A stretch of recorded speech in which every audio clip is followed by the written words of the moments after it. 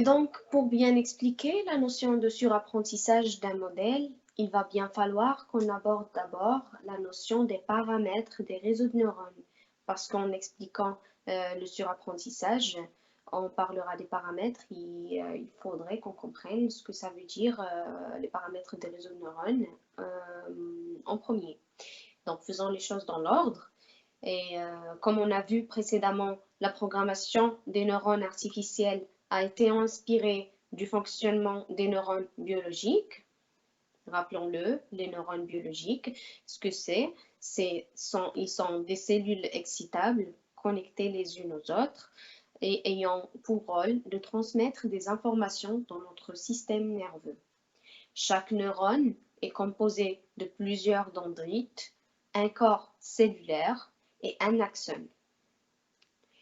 Les dendrites sont en quelque sorte les portes d'entrée d'un neurone et c'est au niveau du synapse où le neurone reçoit des signaux lui provenant des neurones qui le précèdent. Ces signaux peuvent être excitateurs ou, dans le cas contraire, à l'inverse, ils sont inhibiteurs. Et lorsque la somme de ces signaux dépasse un seuil, le neurone s'active et il produit alors un signal électrique qui va circuler tout au long de l'axone en direction des terminaisons. Et il va être envoyé à son tour par la suite vers d'autres neurones de notre système nerveux qui fonctionnent eux également exactement de la même manière.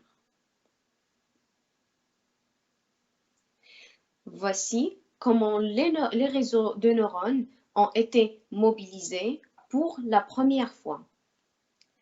Et donc, comme les neurones biologiques, le neurone artificiel a été considéré comme une fonction de transfert qui prend en entrée des signaux X et retourne une sortie Y. Et à l'intérieur de cette fonction, on trouve deux étapes. La première qu'on appelle l'étape de l'agrégation, et elle est égale à la somme des entrées du neurone multipliée par un coefficient W. Ce coefficient, il représente en fait l'activité synaptique, c'est-à-dire si le signal il est excitateur, donc dans ce cas W il sera égal à 1, ou sinon le signal il est inhibiteur et dans ce cas W il sera égal à moins 1. Et donc on peut présenter cette phase par l'expression W1x1 plus W2x2 plus W3x3, etc. Donc, autant d'entrées vers autant de poids qu'on a. Fois donc la multiplication des entrées et les poids, et on fait la somme par la suite. Et donc, une fois cette étape est réalisée, on passe à l'étape qui la suit, et c'est l'étape de l'activation. Cette phase où on regarde les résultats de l'étape passée, et c'est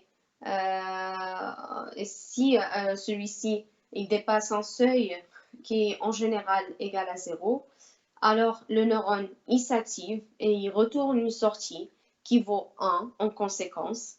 Et sinon, s'il ne s'active pas, il reste inhibiteur, il retourne, il reste à 0. Maintenant qu'on a compris ce fonctionnement, on va parler dans la suite des fonctions d'activation. Et donc, il existe plusieurs fonctions d'activation telles que la fonction logistique, la fonction tangente hyperbolique ou encore la fonction rectified linear units, etc. Mais en soi, qu'est-ce qui signifie le terme de la fonction d'activation? Qu'est-ce que c'est la fonction d'activation? Et donc, c'est simplement une fonction mathématique utilisée sur un signal. Elle va reproduire le potentiel d'activation que l'on retrouve dans le domaine de la biologie.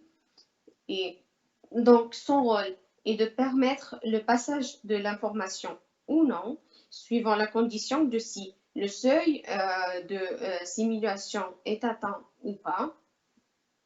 Et donc, c'est cette fonction qui décide si on active ou non une réponse du neurone. Un neurone ne va faire qu'appliquer la fonction qu'on a sous les yeux. Et dans cette fonction, on retrouve la somme de la multiplication des entrées et les poids qu'on vient de voir, mais il y a en plus un biais qui vient de s'ajouter par rapport à la fonction qu'on a vue précédemment. Et c'est simplement parce que le perceptron est une fonction linéaire, c'est un modèle linéaire, et si on trace la fonction graphique de sa fonction d'agrégation, W1x1 plus W2x2, on obtiendra alors une droite dont l'inclinaison dépend des paramètres W. Et le déplacement de cette ligne, de cette droite, il sera vers le sens de ces flèches. Et donc la position, il peut être modifié de ce petit paramètre, à l'aide de ce petit paramètre qu'on vient d'ajouter, qu'on appelle le biais. Donc voilà, et en ajoutant le biais, on peut se déplacer sur la droite x1 selon la direction des flèches présentées. Et voici par la suite quelques fonctions d'activation que je vais détailler, que ceux qu'on utilise le plus ou qui sont le plus connus par contrainte de temps. Et donc, on a la fonction tangente hyperbolique qu'on utilise pour les données en continu. Son intervalle de sortie est compris entre -1 et +1. On a aussi au-dessus la fonction sigmoïde, la fonction la plus populaire ou la plus populaire depuis des décennies, mais aujourd'hui, elle devient beaucoup moins efficace par rapport à d'autres pour une utilisation pour les couches cachées. Elle a une sortie entre 0 et 1.